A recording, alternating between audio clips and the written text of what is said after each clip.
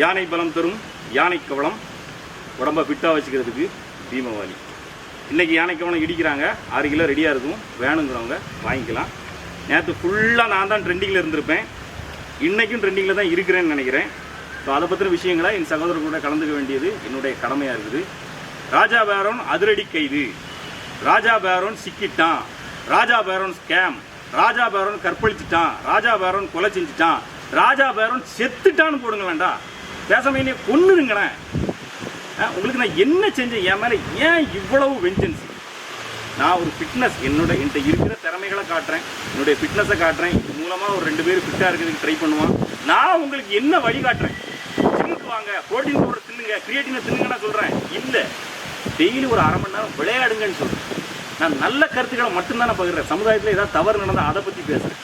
கடைசியாக நாம் தமிழர் கட்சிக்கு சப்போர்ட் பண்ணுறேன். இதை தவிர நான் செஞ்ச தவறு என்ன? நான் ஃபிட்னஸை காட்டினா ஒருத்தன் என்ன வந்துட்டான் அப்படின்னு கெட்ட வார்த்தை. நான் ஃபிட்னஸை காட்டுறதுனால உன்னுடைய உனக்கு சுவர் இல்லாமல் போயிருதா? உன்னுடைய வாழ்க்கை ஏதாவது கெட்டு போயிருதா? எதுக்கு நீ இவ்வளோ கஷ்டப்பட்டு பொங்குற? எனக்கு அது தெரியவே இல்லை. ஏன் உங்களுக்கு இந்த அளவுக்கு வெஞ்சன்ஸ் வருது? என்னால் உங்களுக்கு ஏதாவது பாதிப்பு ஏற்பட்டுச்சுன்னா நீ இவ்வளோ பொங்குறதுல ஒரு அர்த்தம் இருக்குது. எந்த பாதிப்பும் ஏற்படாமல் ஏன் இவ்வளோ?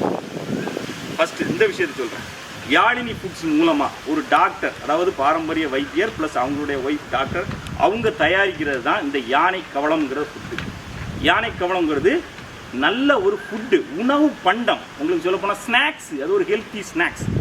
ஓகேவா?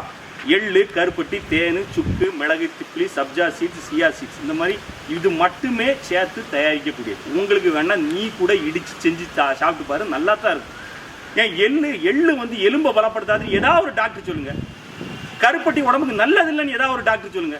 தேன் உடம்புக்கு நல்லது இல்லைன்னு ஏதாவது ஒரு டாக்டர் சொல்லுங்க. சுக்கு, மிளகு, திப்ளி சாப்பிடக்கூடாதுன்னு சொல்லுங்க. வைத்தியர்கள் எத்தனை பேர் இருக்கீங்களா? நீங்க யாராவது பேசுறீங்களா இதை பத்தி? ஒவ்வொருத்தனும் ஒவ்வொரு மாதிரி வீடியோ போடுறான். என்கிட்ட ஒருத்தன் கூட இதுக்கு உனக்கு சர்டிஃபிகேட் இருக்கா, இது என்ன செய்யும், இல்லை கொண்டா நான் சாப்பிட்டு பார்க்குறேன், கிடையவே கிடையாது. சாப்பிட்டு பார்த்து எல்லாரும் நல்லா இருக்கு சொல்கிறான், அவன் வாங்கி சாப்பிட்டுட்டு நல்லா இருக்கிறான்.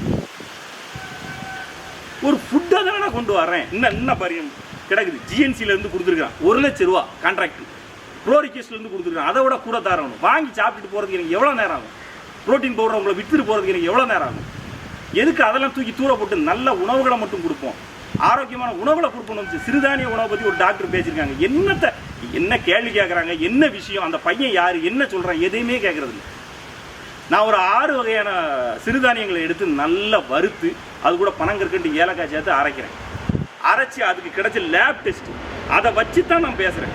இதற்கு லேப் டெஸ்ட்